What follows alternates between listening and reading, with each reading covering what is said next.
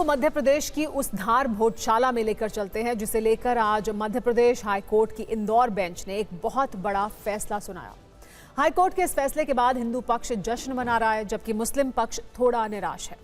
धार भोजशाला मंदिर है या कमाल मौलाना मस्जिद? मध्य प्रदेश हाईकोर्ट ने आज ये कंफ्यूजन क्लियर कर दिया।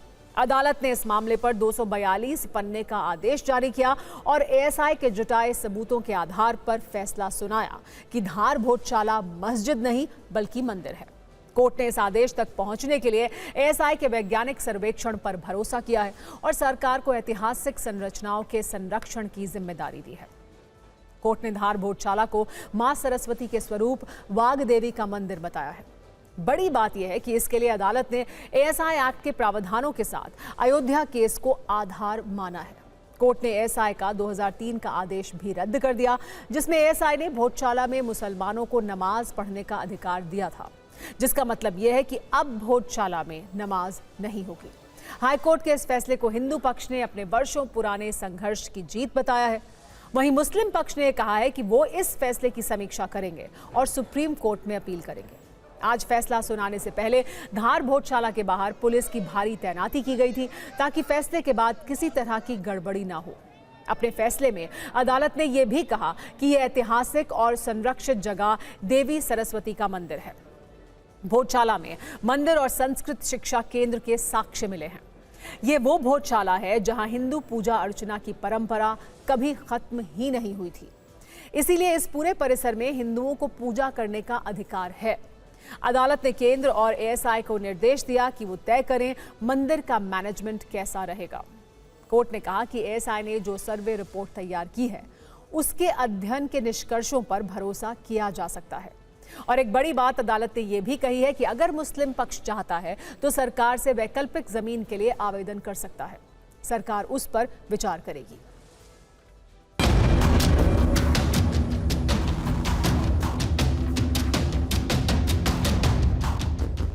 ऑनरेबल इंदौर हाईकोर्ट ने जो एएसआई का 7 अप्रैल 2003 का ऑर्डर है उसको पार्शियली क्वैश किया है और हिंदू समाज के लोगों को वहां पे पूजा पाठ का अधिकार दिया है।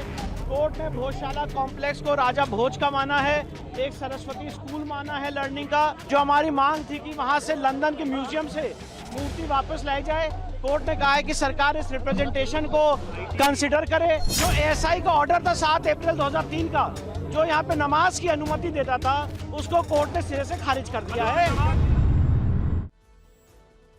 धार भोजशाला पर आए मध्य प्रदेश हाईकोर्ट के फैसले को अयोध्या जैसा फैसला क्यों बताया जा रहा है, हम आपको समझाते हैं। इसके पीछे कोर्ट की मुस्लिम पक्ष को जमीन देने वाली बात मुख्य वजह है। कुछ ऐसा ही अयोध्या के मामले में भी हुआ था, लेकिन इसमें कुछ बदलाव हैं। आज आए फैसले में कोर्ट ने मुस्लिम पक्ष को नमाज के लिए धार में अलग जमीन के लिए सरकार से संपर्क करने की छूट दी है, लेकिन आखिरी फैसला मुस्लिम पक्ष की इच्छा पर छोड़ दिया है। जबकि अयोध्या के मामले में सुप्रीम कोर्ट ने आदेश ये दिया था कि मुस्लिम पक्ष को 5 एकड़ जमीन दी जाए जिस पर वो मस्जिद बना सकते हैं।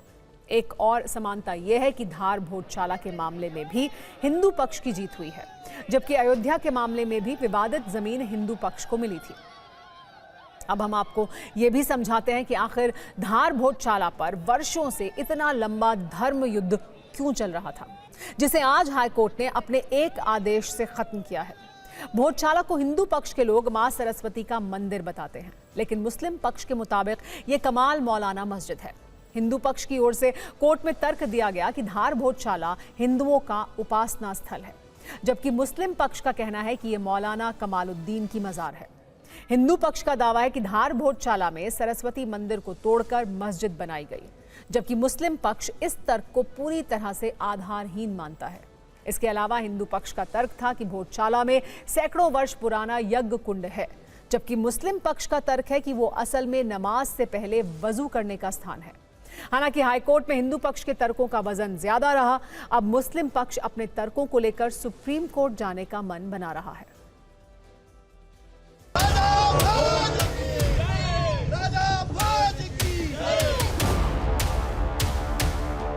कि आखिरकार भोजशाला मंदिर है या मस्जिद, उसी को लेकर फैसला दिया गया है कि ये राजा भोज की नगरी है। और जो साक्ष्य एएसआई को मिले हैं उसके अनुसार ये एक संस्कृत का विद्यालय था, ये माना है। और बड़ी बात ये भी कही है कि अब यहाँ पर नमाज अदा नहीं की जाएगी। मुस्लिम पक्ष सुप्रीम कोर्ट जाएगा और सभी से अपील करते हैं अमन चैन बनाए रखें। हाई कोर्ट का फैसला मानेंगे? हाई कोर्ट का फैसला का सम्मान है, लेकिन हमारे जो अगर आर्गूमेंट के बाद भी खिलाफ है तो सुप्रीम कोर्ट जाएंगे। हमने गोली खाई है, यहाँ गोली लगी है मेरे को, आज उसका परिणाम मिला है। बहुत अच्छा फैसला है। न्यायमूर्ति का हम बहुत बहुत धन्यवाद देते हैं कि बहुत ऐतिहासिक फैसला आया है और माँ वाग्देवी बहुत जल्दी भोजशाला में विराजमान होगी। जो फैसला आया है, चूंकि आज आना था, उसमें बताया कि ये संस्कृत विद्यालय था, क्या कहेंगे आप? जामा मस्जिद थी, है और रहेगी। सुप्रीम कोर्ट जाएंगे आप लोग? जी हाँ, जाएंगे। आज पूरे धार शहर में दीप के माध्यम से एक दीपावली मनाई जाएगी। आज का जो परिणाम ये उन सभी को समर्पित है। 1952 से लेकर आज तक का जो संघर्ष किया, जो हिंदू समाज ने रोड पे किया, ये उनको समर्पित है। सुप्रीम कोर्ट जाने की बात कर रहा है, अभी भी मानने को तैयार नहीं है कि ये एक मंदिर है। सबसे पहले तो हम भारतीय होने के नाते हमें भारत की न्याय व्यवस्था पर पूर्ण विश्वास होना चाहिए और चूंकि कोर्ट का आदेश है तो हमें उसका पालन करना चाहिए। देश से और संविधान से ऊपर कोई नहीं। अब ये समझिए कि अदालत ने एएसआई के जिस सर्वे को आधार बनाकर ये फैसला सुनाया है, आखिर उसमें क्या था। एएसआई ने धार भोजशाला में 98 दिनों तक सर्वे किया। इस दौरान उसे हिंदू पक्ष से जुड़े 94 प्रतीक चिन्ह मिले, 37 देवी देवताओं की मूर्तियां मिली, साथ ही 1700 से ज्यादा अवशेष मिले जिनका संबंध हिंदू धर्म से बताया गया। इसके अलावा एएसआई ने सर्वे के दौरान 194 स्तंभों के फोटो लिए जिन पर हिंदू प्रतीक चिन्ह थे और इस आधार पर आर्कियोलॉजिकल सर्वे ऑफ इंडिया ने 2047 पेज की रिपोर्ट तैयार की। कौन कौन सी मूर्तियां मिली ये भी बता दें।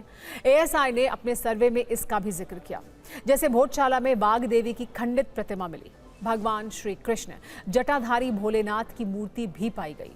इसके अलावा भगवान हनुमान, भगवान शिव की मूर्ति और ब्रह्मा जी की प्रतिमा भी एएसआई के सर्वे के दौरान मिली। साथ ही स्वास्तिक और त्रिशूल के चित्र के साथ सनातन आकृतियों वाले पत्थर भी धार की इस भोजशाला से एएसआई के हाथ लगे और इन्हीं सब सबूतों के आधार पर मंदिर वाली थ्योरी को बल मिला। हाईकोर्ट का मंदिर वाला आदेश आया तो उसके कुछ ही देर बाद एआईएमआईएम के प्रमुख असदुद्दीन ओवैसी की एक सोशल मीडिया पोस्ट ने उसमें बाबरी वाला तड़का लगा दिया। ओवैसी ने अपनी पोस्ट में लिखा कि मुझे उम्मीद है कि सुप्रीम कोर्ट इस मामले को सुलझाएगा और आदेश को रद्द करेगा। बाबरी मस्जिद मामले के फैसले से इसमें स्पष्ट समानताएं हैं। इसके अलावा कई मुस्लिम धर्मगुरु भी हाईकोर्ट के इस फैसले से नाराज हैं और ये कह रहे हैं कि वहां मस्जिद थी और मस्जिद ही रहेगी, जबकि हिंदू पक्ष ये कह रहा है कि आज सत्य की जीत हुई है।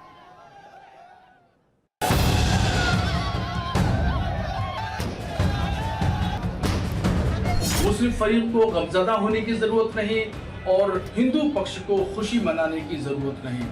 और मैं भारत के मुसलमानों का नजरिया स्पष्ट कर देना चाहता हूं कि कमाल मौला मस्जिद है और कयामत तक वो मस्जिद रहेगी। मस्जिद के नाम पर किसी से कोई समझौता नहीं किया जा सकता। सैकड़ों वर्षों से हिंदू समाज संघर्ष कर रहा था अपने इस धार्मिक स्थल को वापस लेने के लिए। आज हमारा वह संघर्ष विजयी हुआ है। भारतीय न्यायपालिका ने हमारे अधिकार पर मोहर लगा दी है। हमारे यहाँ कोई ऐसा प्रावधान होता कि जहाँ मस्जिद है उसको एक बार तोड़ दो, उसकी जगह कहीं और ले लो, तो हम ले लेते उस जगह को। हमारे यहाँ प्रावधान है ही नहीं। हमारी आस्था के मुताबिक तो वो मस्जिद जहाँ थी है और रहेगी। फैसले को भूरी भूरी प्रशंसा किया जाए उतना कम है। सत्यमेव जयते, सत्य पराजित नहीं होता, परेशान हो सकता है। आज सत्य का जीत है। सत्यमेव जयते की धारणा को उद्घाटित करने का काम किया। तो जितने भी मुसलमानों के पास सबूत मौजूद हैं और जो भी तारीख़ी शवाहिद मौजूद हैं उसकी बुनियाद पर हम लोगों को उम्मीद है कि इंशाअल्लाह हम लोगों को इसमें सुप्रीम कोर्ट से कामयाबी मिलेगी। हमको इसे अपने दिल से स्वीकार कर लेना चाहिए। बल्कि मैं तो ये कहूँगा जिस तरह से बाबरी मस्जिद के फैसले को तस्लीम किया और अपना दिल बड़ा करते हुए भोजशाला को अपने गैर मुस्लिम भाइयों के हवाले कर देना चाहिए। हिंदू पक्ष ने एक और मांग रखी थी कि वाग्देवी सरस्वती की प्राचीन प्रतिमा को लंदन के ब्रिटिश म्यूजियम से वापस लाया जाए। कोर्ट ने कहा कि याचिकाकर्ता सरकार को ज्ञापन दे सकते हैं और सरकार इस विषय पर विचार कर सकती है। इसीलिए अब कोर्ट के फैसले के बाद मां वाग्देवी की उस मूर्ति को वापस भोजशाला लाने की चर्चा शुरू हो गई है, जो 117 वर्षों से लंदन के म्यूजियम में है।